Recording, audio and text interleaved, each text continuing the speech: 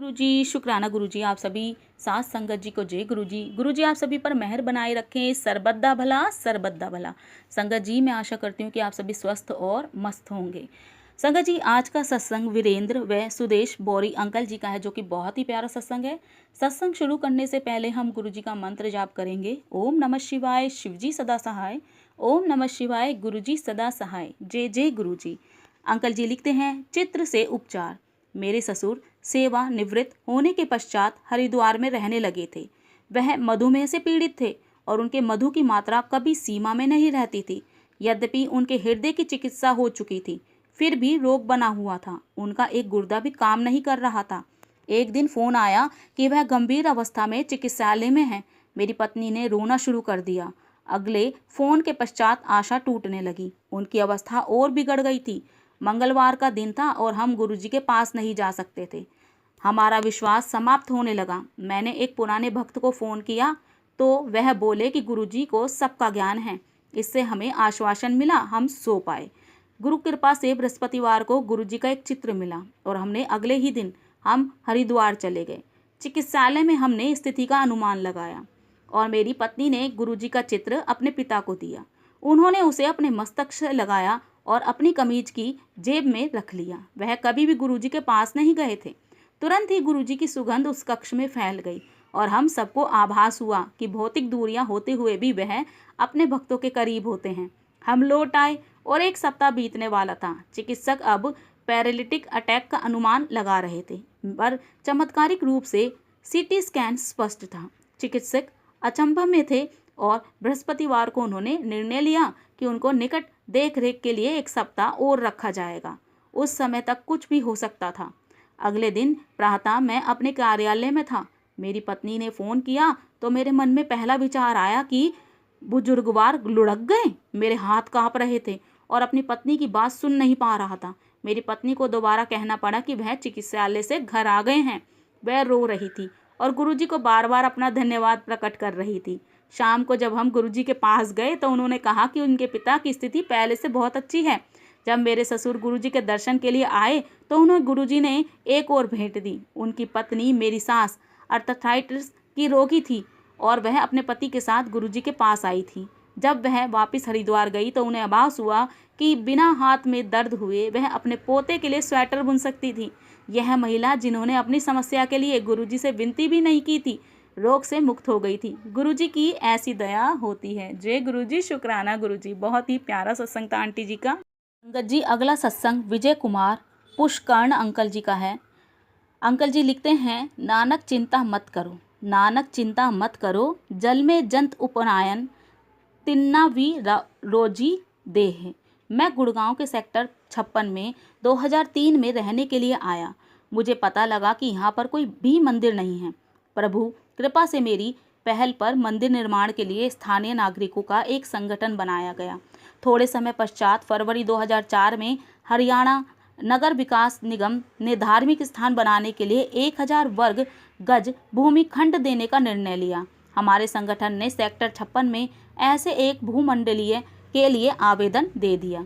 हमारे क्षेत्र में हो रहे योग और प्राणायाम शस्त्रों के माध्यम से मैं कमांडर शर्मा के संपर्क में आया। उन्होंने मुझे गुरुजी महाराज के बारे में बताया और कैसे उनके परिवार को उनका आशीर्वाद मिला था।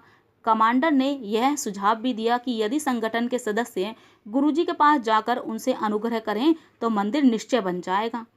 उसके पश्चात 25 जुलाई 2004 को कमांडर शर्मा के साथ मैं पहली बार बड़े मंदिर गया। उसी दिन शाम को मैं अपनी पत्नी प्रीति के साथ गुड़गांव में श्री मदन के घर पर आयोजित एक सत्संग में गया। वहां पर कई अनुयायियों ने गुरुजी से संबंधित अपने संस्मरण सुनाए। संगत के सदस्य गुरुजी के चित्र के समक्ष अत्यंत प्रेम और श्रद्धा से नतमस्तक हो रहे थे। मुझे लग रहा था कि क्या यह गुरुजी का प्रचार करने का अपना कोई ढंग है, परंतु मैंने अपने विचार अपने तक। 4 दिन पश्चात संगठन के प्रमुख कार्यकर्ता कमांडर शर्मा के साथ गुरुजी के दर्शन हेतु एम्पायर स्टेट गए। मुझे वहाँ का वातावरण अत्यंत सौम्य लगा। लंगर करने के पश्चात चलने से पूर्व हमने गुरुजी को अपना उद्देश्य बताया तो उन्होंने अपना आशीर्वाद दिया और कहा कि मंदिर बन जाएगा। कमांडर शर्मा अति प्रसन्न हुए। उन्हें पता था कि गुरुजी के आशीर्वाद के पश्चात हरियाणा नगर विकास निगम से भूमि मिल जाएगी और मंदिर का निर्माण भी पूरा हो जाएगा। भूमि आवंटन में अत्यधिक प्रतिस्पर्धा थी, किंतु गुरु कृपा से हमारे संगठन सनातन धर्म और समाज कल्याण संगठन को दिसंबर 2004 में भूमि मिली। फलस्वरूप संगठन में 60 आजीवन सदस्य सम्मिलित हो गए। 14 फरवरी 2006 को गुरुजी की कृपा और सेक्टर 56 के निवासियों के सहयोग से मंदिर का निर्माण पूर्ण हुआ। चूंकि मुझे गुरुजी के यहाँ अच्छा लगा था, मैंने प्रीति से पूछा कि वह वहाँ पर चलना चाहेगी, तो उसने मान लिया। हम एम्पायर स्टेट रविवार 1 अगस्त 2004 को गए। वहाँ से लौटते हुए एक भक्त ने गुरुजी का एक चित्र दिया। जय गुरुजी, शुक्राना गुरुजी। अंकल जी आगे लिखते हैं, मेरी पत्नी की शल्य क्रिया टली। दर्शन के पश्चात प्रीति अति प्रसन्न थी और उसने कहा कि वह बहुत समय से गुरुजी जैसे स्थान जहां शांति प्राप्त हो की कल्पना करती रहती है। 1998 से प्रीति को अनेक स्वास्थ्य संबंधी समस्याएं थीं। उसे गर्भकला, अस्थनता की, ओवरिनल सिस्टम और फिब्रोइड्स थे। हम होम्योपैथी, आयुर्वेदिक और एलोपैथी के चिकित्सकों के चक्कर काटते रहे थे, किंतु उपचार नहीं हो सका था। अगस्त 2003 में हुई उसकी शल्य क्रिया में उसके अंडाशय और गर्भाशय निकाल दिए गए थे। यद्यपि उसे 2 माह कोई समस्या नहीं हुई, लेकिन उसके बाद उसकी वेदना फिर आरंभ हो गई थी।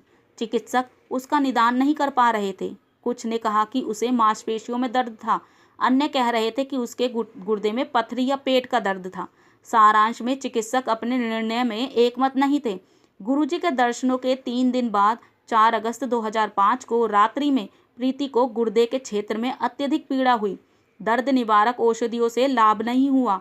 प्रातः उसकी पीड़ा कम थी, पर रात को फिर वही स्थिति हो गई। प्रीति ने प्रश्न किया कि गुरुजी का चित्र घर में होने के बाद भी उसकी स्थिति में सुधार क्यों नहीं हुआ। 6 अगस्त को हम अपने चिकित्सक के पास गए। उन्होंने 10 परीक्षण करवाने के लिए कहा। उसी दिन संध्या को उसने बताया कि पहले हुई शल्य क्रिया में केवल एक अंडाशय निकाला गया था, दूसरा अभी भी अंदर ही था और गर्भकला अस्थानता के कारण उस अंडाशय पर एक विशाल पुटक बन गया था। यह पुटक गुर्दे पर दबाव डालता रहा था, जिससे वह अपने सामान्य आकार से दुगना हो गया था। इस प्रकार गुरुजी महाराज के प्रथम दर्शन के 5 दिन बाद ही प्रीति की स्वास्थ्य समस्या का निदान हो गया था। चिकित्सकों ने तुरंत शल्य क्रिया का परामर्श दिया। अगले दिन रात्रि को 11:30 बजे हम प्रीति को गंभीर अवस्था में चिकित्सालय ले जा रहे थे। हम मार्ग में थोड़ी देर के लिए एम्पायर स्टेट में गुरुजी का आशीर्वाद लेने के लिए रुके। गुरुजी ने प्रीति को आशीष देकर आश्वस्त किया कि सब ठीक हो जाएगा। हम चिकित्सालय पहुंचे। मैंने अपनी जेब में गुरुजी का चित्र रख लिया था। 7 अगस्त को प्रीति के अनेक परीक्षण हुए और औषधियाँ दी गई। 3 दिन के उपरांत उसे वहां से निवृत्त करते हुए अपोलो चिकित्सालय में एक महत्वपूर्ण शल्य क्रिया करवाने के लिए कहा गया। 12 अगस्त को बृहस्पतिवार था और उस दिन गुरुजी के पास जा सकते थे। जब मैंने प्रीति से पूछा कि वह चल पाएगी, तो उसने हाँ कहा। हम गुरुजी के पास गए। वहां से निकलने पर प्रीति ने मुझे बताया कि उसके मन ही मन गुरुजी से इस प्रकार की प्रार्थना की थी, पिछले वर्ष मेरी शल्य क्रिया हो चुकी है और वह अत्यंत पीड़ादायक होती है। अगले सप्ताह मुझे फिर से ऐसी शल्य क्रिया करवानी है। मैं विनती करती हूँ कि शल्य क्रिया से बचाकर मुझे औषधियों से स्वस्थ कर दें। मैंने भी गुरुजी से निवेदन किया था, किंतु माध्यम उन दोनों पर छोड़ दिया था। अगले दिन हम अपोलो चिकित्सालय गए। हमारे चिकित्सक ने कहा कि शल्य क्रिया अति आवश्यक है और उससे संबंधित तैयारियां आरंभ कर दी। प्रीति व्यथित थी। वह बोली कि उसने गुरुजी से प्रार्थना की थी, पर उसके भाग्य में यह नहीं था कि वह उसकी सहायता करें। 15 अगस्त को गुरुजी के सत्संग का आयोजन श्री भाटिया के घर में था। जब मैंने प्रीति से पूछा कि क्या वह चलेगी, तो उसने मना कर दिया। उसने कहा कि गुरुजी में विश्वास था, परंतु उसका भाग्य इतना अच्छा नहीं था। उसने कहा कि वह वहाँ पर भक्त सब गुरुजी की कृपा प्राप्त करने की बात करेंगे तो उसे बुरा लगेगा। अंत में मैं अकेला गया। पहले सत्संग का वर्णन प्रीति के रोग के समान था। अंडाशय के पुटकों से पीड़ित एक महिला जिसकी शल्य क्रिया होनी थी, गुरुजी ने उन कष्टों से बच गई थी। मुझे विश्वास हो गया कि गुरुजी ने मुझे भविष्य का पूर्वाभास करा रहे थे। उसके बाद क्रम के चमत्कार होने लगे। चिकित्सक जो प्रीति की शल्य क्रिया करने को तत्पर थे, प्रीति का सुधार देखकर दंग थे। कुछ ही दिनों में चिकित्सकों ने कहा कि उसे के पुटक का आकार घटकर 30% शेष रह गया था, जिसका उपचार औषधियों से संभव था। तब से प्रीति के स्वास्थ्य में लगातार प्रगति होती रही। वह कम से कम औषधियाँ ले रही है और उसे शल्य क्रिया की आवश्यकता ही नहीं पड़ी। प्रीति को भी वही मिला जिसके लिए उसने विनती की थी, शल्य क्रिया करवाए बिना औषधियों से उपचार। गुरु कृपा के लिए हम उसके अत्यंत आभारी हैं। गुरु जी के पास जाकर उनको कुछ कहना नहीं पड़ता। उनके चरणों में जो भी आता है वे उसका ध्यान रखते हैं। जय गुरु जी, शुक्राना गुरु जी। अंकल जी आगे लिखते हैं, आर्थिक विपदा से मुक्ति। गुरु जी महाराज के पास आने के पश्चात हमारे जीवन में नाटकीय परिवर्तन आया है। पहले मुझे जीवन के सब पहलुओं की चिंता लगी रहती थी, वह प्रवृत्ति अब समाप्त हो चुकी है। अब मुझे ज्ञात है कि गुरुजी हर समस्या का ध्यान रखते हैं। कोई भी स्थिति गुरुजी द्वारा रचित है। गुरुजी अपने भक्तों से बहुत कम बात करते हैं, किंतु ध्यान सबका रखते हैं। उन्होंने 8 अक्टूबर को मुझे कहा, जा तेरा कल्याण कर देता। उस दिन से मेरे जीवन में परिवर्तन आने लगा। मेरा व्यावसायिक जीवन बदल गया और मैं व्यवसाय कर रहा था, किंतु उसमें मुझे संतोष नहीं था और उसे बदलना चाह रहा था। किंतु जीवन के 5वें दशक के मध्य में ऐसा सरल नहीं होता है और मुझसे ऐसा करने का साहस नहीं था। लेकिन गुरुजी मुझे अनेक नाजुक परिस्थितियों से बाहर निकाल कर लाए। बाहाँ पकड़कर गुरु काट दिया, सो ही उतरया पार। मैं अपना पिछला व्यवसाय 16 अगस्त 2005 को बंद कर दिया। गुरु कृपा से अब मुझे अपने नए व्यवसाय में अधिक पारितोषिक मिलता है। अब मैं एक राष्ट्रीय उपक्रम की योजनाएं बना रहा हूँ, जिससे मुझे व्यावसायिक संतोष भी मिलता है। इस परिवर्तन की अवधि में गुरुजी की दया से मैं संभल रहा हूँ। एक शब्द के शब्द हैं, नानक चिंता मत करो, चिंता तिस ही है, जल में जत उपाय तिवा विरोजी दे। इस समय मेरा मकान भी बन गया है। जबकि किश्त देने का समय आता है तो मेरे सामने आर्थिक कठिनाइयाँ आती थी। मैंने गुरुजी को कुछ नहीं बताया, लेकिन उनको पता था। अब जब भी धन की आवश्यकता होती थी वह आ जाता था। जिन्होंने मेरी सहायता की उन्होंने उसकी वापसी के लिए कभी शीघ्रता नहीं की। 1 वर्ष के उपरांत 16 मई 2006 को मुझे अपने घर की चाबियां मिल गई और 19 मई को मैंने अपने गुरुजी के कमल चरणों में रख दिया। आर्थिक संकट की अवधि में उन्होंने ही मेरी सहायता की थी। मेरे लिए गुरुजी ईश्वर हैं। प्रतिदिन मैं एक मंदिर में जाया करता था। मैं अनेक देवी देवताओं की पूजा करता था। अब मुझे गुरुजी में प्रत्येक देवी देवता दिख जाते हैं। एक को नाम दिए मन मेरे। मुझे अब मात्र एक मंत्र पता है, ओम नमः शिवाय, शिवजी सदा सहाय। ओम नमः शिवाय, गुरुजी सदा सहाय। मैंने अपने सम्मुख ईश्वर को देखा है। मुझे अब कहीं अन्यत्र जाने की आवश्यकता नहीं है। मेरी खोज गुरुजी के कमल चरणों में आकर समाप्त है। जय गुरुजी, शुक्राना गुरुजी। अंकल जी आगे लिखते हैं, सुरक्षा कर्मी को जीवन दान। फरवरी 2005 में एक दिन मैं अपने कार्यालय जा रहा था कि मैंने एक 20 वर्षीय सुरक्षाकर्मी को सड़क पर पड़े देखा। कुछ लोग उसे घेर कर खड़े हुए देख रहे थे। मैंने उसका मुंह खोला तो वह सांस ले रहा था, किंतु उसके साथ उसके मुख से रक्त और झाग निकल रहे थे। उसकी अवस्था देखकर स्पष्ट था कि उसके जीवन का कुछ ही समय शेष है। मैंने अपनी आंखें बंद कर गुरुजी से उसे बचाने की प्रार्थना की। आंखें खोलने पर मैं चकित रह गया। आधे मिनट में वह उठकर खड़ा हो गया था। मैंने गुरुजी को धन्यवाद दिया और उससे उसका नाम और पता पूछा। उसके सही उत्तर से प्रतीत हुआ कि वह ठीक था। मैं अपने कार्यालय आ गया। मुझे आभास हो गया था कि गुरुजी सदा हमारे साथ हैं। जब भी हम उनको याद करते हैं वह उत्तर देते हैं। जब मुझे गुरुजी के मंदिर में आते रहने से पूर्ण शांति मिल गई थी, मैंने सतगुरु को अपने परिवार के सब सदस्यों को अपने कमल चरणों में स्थान देने का अनुरोध किया।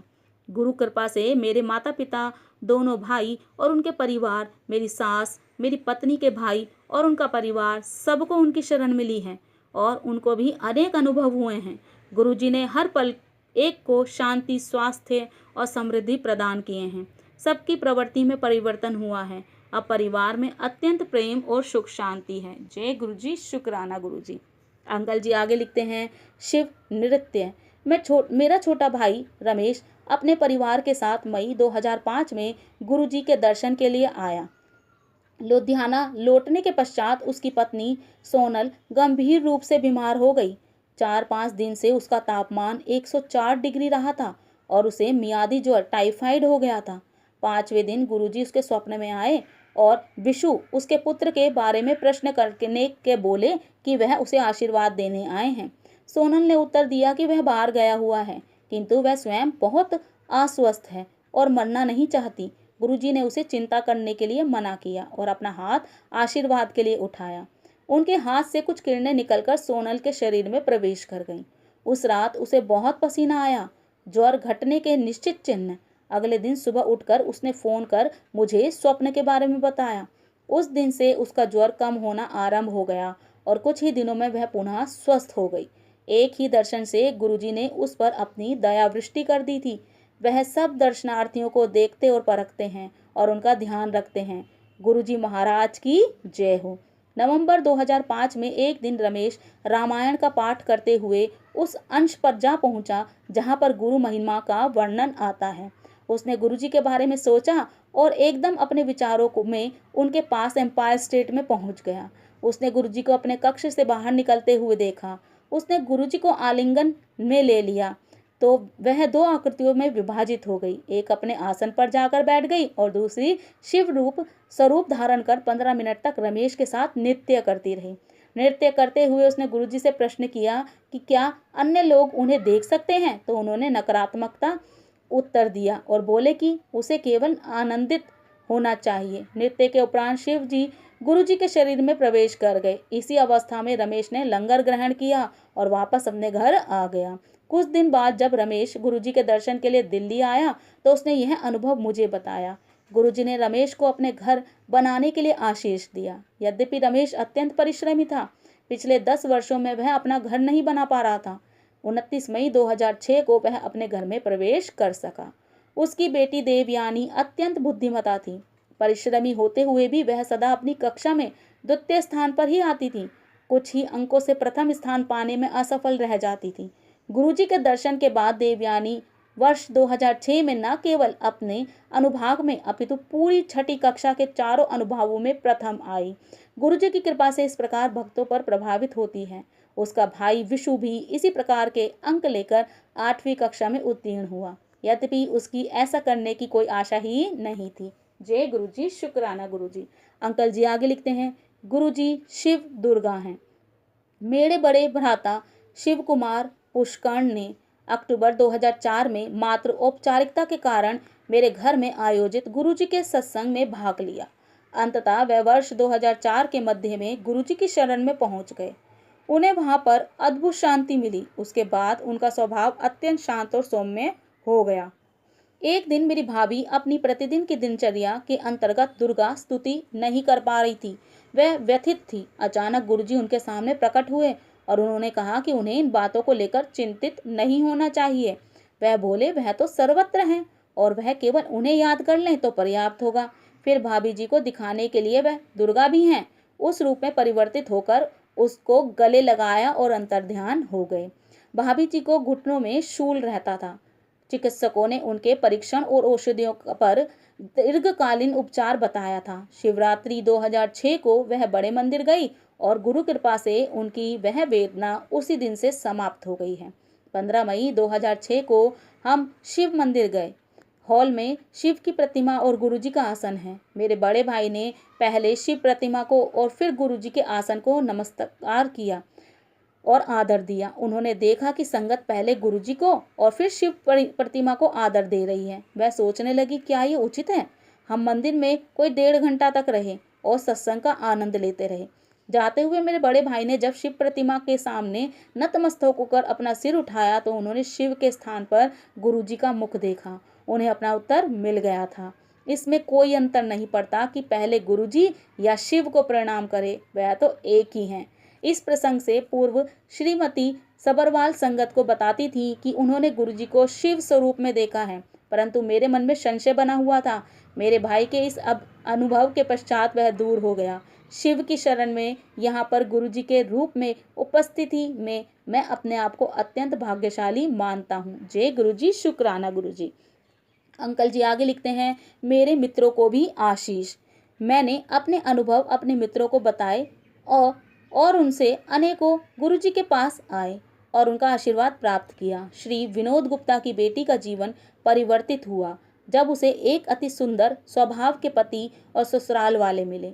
मेरे एक अन्य मित्र श्री योगेश गुप्ता का स्थानांतरण लुधियाना से गोरखपुर हो गया था। वह जीवन के कठिन दौर से गुजर रहे थे।